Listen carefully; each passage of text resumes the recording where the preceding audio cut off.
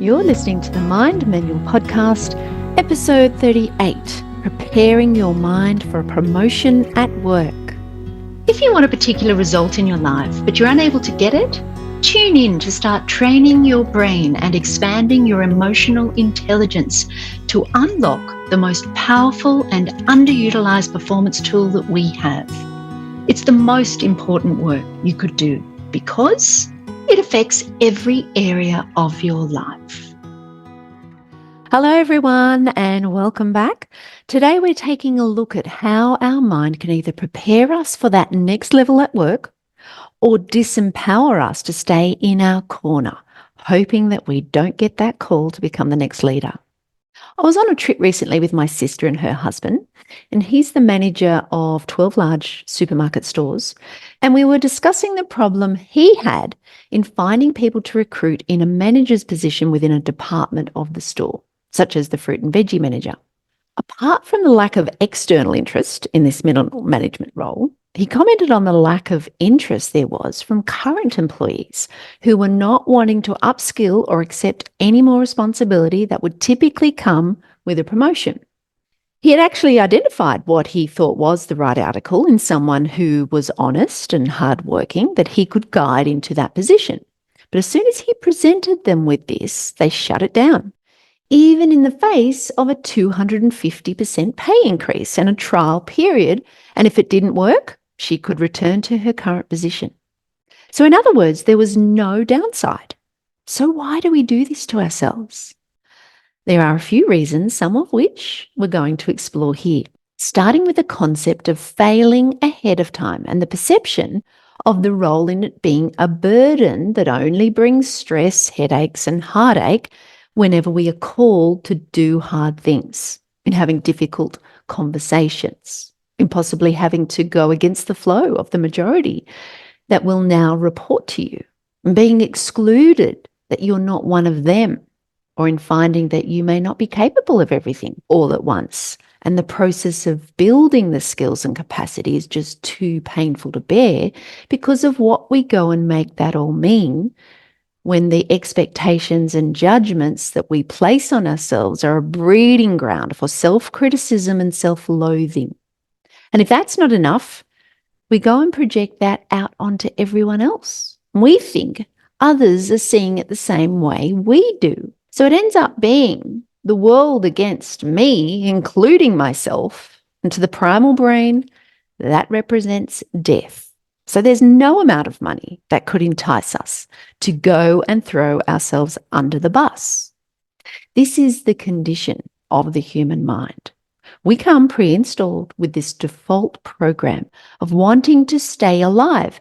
And the only way it knows how, if it's not being supervised by our higher thinking brain, is to move away from pain, conserve energy, and seek pleasure. But we can overcome these tendencies and expand our life by managing the way we think about everything, the way we perceive the tasks, the deadlines and performance goals we're assigned to in the workplace, and the process of achieving them is ultimately going to determine our experience of them. It will be the difference between someone who would never consider the possibility of elevating themselves into a higher position at work and those that are interested in expanding themselves and seeing what's possible. Everyone has a responsibility or a task that they deem tedious, or at the other end, very challenging. The approach we take towards these tasks will determine our experience of them. Many people think that it's their job's role to entertain us, to make it fun. So when they get bored with their job, they think the problem is the type of work they're doing, or even the people that they're working with. When we hold our job or other people responsible for the emotions driving us, it completely disempowers us and puts us in a position where we have to keep changing the circumstance to try and control the way we feel. But it never usually works that way, not for too long, because people won't do it right, and the job that you've mastered has now been put on autopilot, and you don't see the point of going around in circles in a holding pattern, and very quickly you lose interest in the routine and the shine has completely rubbed off, so you listlessly turn to the job vacancy page and you're caught between your comfortable corner of certainty and the fear of the unknown. What I want to propose is that it's always on us to create whatever feeling we want to have. Our mind is always choosing the perception or perspective about something. And for the most part, it's just doing it without your conscious awareness. But we are always creating our experience of something with the thoughts that go along with a particular situation and the meaning we assign to it. This cognitive process is what triggers the release of specific mix of neurotransmitters that is associated with each emotion. So if we're bored at work or with a certain thing, or challenged and stretched beyond what we think we are capable of doing and stressed out all the time, and this becomes your narrative about your situation, we think we're just broadcasting the news. We think that they're just the facts of the situation, which is never the case. What we are really doing is expressing our thoughts about a particular perspective. And when we lift the veil of a fixed mindset about something and open up to a whole new interpretation of how we could think about it, how we could interact with it, and how we could show up despite whatever anyone else is doing, and how they are being, we open up to the possibility of choosing to create a very different experience of it based on a very different perspective about it. So if I'm feeling bored with something, I could choose to be a bit more playful with it, create my own fun. I could gamify it with a friend and turn the mundane into a challenge with milestones and rewards for the winner. I could introduce theme days, for instance, Motivation Mondays, where you set new goals, or Feel Good Fridays, where you wear your favourite outfit and treat yourself and some friends out for lunch. You could connect with colleagues and set up some social interactions that you can do as a group. Or you could take on some additional projects and stretch yourself in learning something new. You could use breaks as a time for a mini adventure and mix it up with some exercise or a mindfulness meditation session. We are the creator of what we want our experience to be, which is always independent of the circumstance.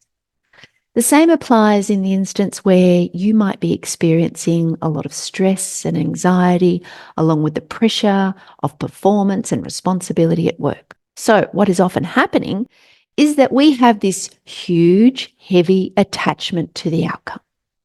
We think in order to feel good about any of it, we need to wait until we can produce the end result, often to perfection. As if to say, the only way I can enjoy this experience or have any fun with it is once I master it. But life isn't like that. None of us necessarily know the how ahead of time. It's why most people never start. They never follow the path of their dreams. They think they need to know all the details and know-how before they could ever make a start. And if they did dare to start, the first obstacle is likely to knock them off this path. Take a look at anything new that has ever been invented. Do you think they all waited to know exactly how they were going to figure it out before they even made a start? How would they know if it doesn't exist?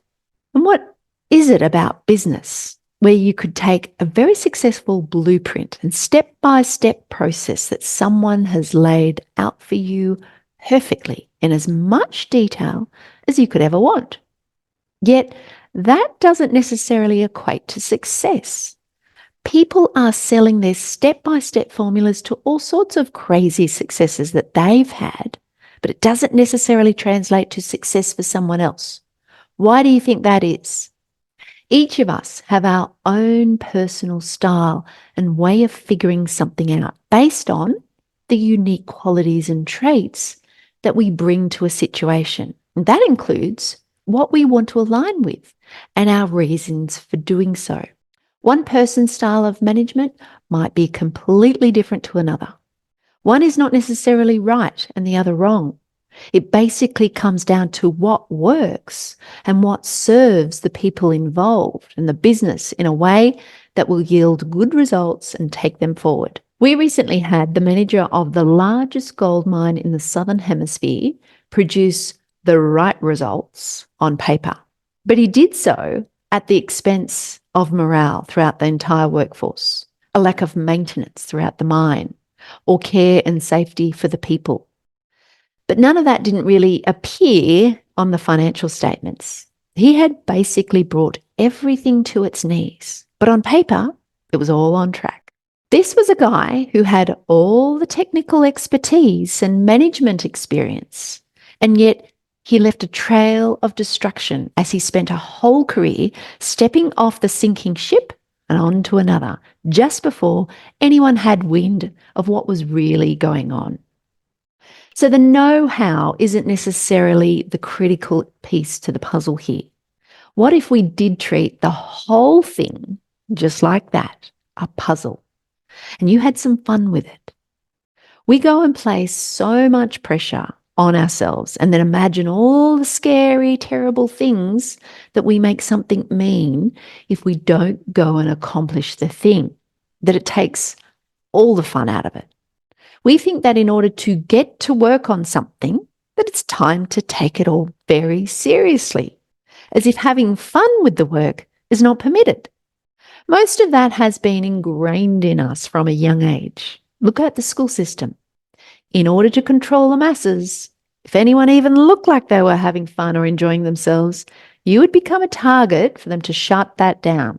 Laughing in class while you worked was not permitted. Silence and seriousness was the order of the day, and it made the teacher's job a lot easier.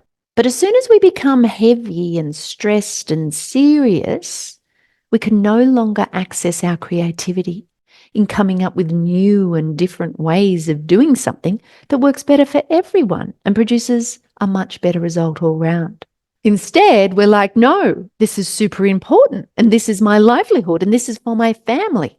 There's so much of a grip on it that they don't even realize they're completely repelling all the success they want with this resistance. What if we took the serious part out of it all and just made it seriously fun? The more fun you have with it, the lighter you take it and the better you're going to be at it. So the first step is to change the narrative. Often the way we approach our tasks, especially in business, is with a mindset of seriousness and weight. By changing our perspective and seeing tasks as puzzles or games, we can lighten the emotional burden. Then we need to go and make it mandatory to have fun. Consider making fun a requirement in your work culture. By insisting on enjoying the journey, it becomes an integral part of the work ethic. Instead of just making the task fun, think about the overall intention of the goal. If the goal itself is perceived as fun, the tasks leading to it will also be approached with a more positive mindset. Think of a kid playing with Lego. They're focused and intent on building something great, but they're also having fun with each brick that they snap into place. So going back to the supermarket example I mentioned earlier, the person being asked to step up and become a manager of a department could see the intention of the goal as an exciting challenge in expanding their potential and experimenting with new and different ways to stretch their capacity and acquire new skills. You could treat it as a real-life game to solve the puzzle, the adventure of learning to problem solve and test new solutions is the challenge and thrill of the game. If you can remove the heaviness, or in making the stakes so high you can't bear the thought of not succeeding at every turn with every problem. One of the mottos I have in life now is, if it ain't fun, don't do it. And who's the one that gets to decide to make it fun or not? Certainly not your job's job to fulfill that obligation. It's only ever us in how we think about it, how we frame it and set it all up. The next thing we need to be aware of is the dangers of pressure. Attaching too much pressure to tasks, especially with the implications of success and failure, can drain all the fun out of the whole process. When you make success in the tasks more about validation rather than achievement, the pressure of falling short and making it mean that you're not worthy and therefore you must be less than is simply a judgment you place on yourself unnecessarily. Think of a hobby or craft you really enjoy. You're not like, if I don't get that stitch in the right place, you're a nothing. Or if I don't get this painting in the National Art Gallery, what's the point? You may as well give up now. Or if I don't reel that fish in, you really don't have what it takes. You simply enjoy the whole process of creating and being in the moment with the thing you find enjoyable. You might go back and undo the stitch and have another go, but it doesn't crush you. You haven't attached your worth to the end product or result. It becomes an enjoyable challenge in practicing your craft, in honing your skills, and a meaningful pursuit in seeing what you can create and become. You fall in love with the process, in figuring out the puzzle and enjoying the art of creation. The next thing is to beware of misconceptions. One of the big misconceptions we fall for is that to achieve big things, we must suffer. I want to challenge this by highlighting that we can be serious about our objectives while still having fun. I'm not talking about pleasure, which is immediate, like watching a show or eating a tub of ice cream. Pleasure is a fleeting form of enjoyment, whereas deriving fun from the process of working towards a goal, which is often in the form of delayed gratification, can provide lasting satisfaction. It's also important to focus on growth, not perfection, and deciding to make it a journey about growth instead of perfection. For example, if you're preparing for an important presentation, instead of fretting about how the audience will react or if you'll win their approval or get it all right on the night, concentrate on what you're learning. This could be about the topic, about the presentation techniques, or even about managing nerves. Over time, these skills will accumulate and serve you well, regardless of what others think, or whether you did it perfect or not. Try and maintain a balanced perspective, whatever journey we take on, and especially when we venture out of our comfort corner and take on something we think is beyond our skill set or capacity. It's essential to maintain a balanced perspective of life by taking a 50-foot-thousand view of something and asking yourself, at the end of the day, at the end of my life, does this really matter?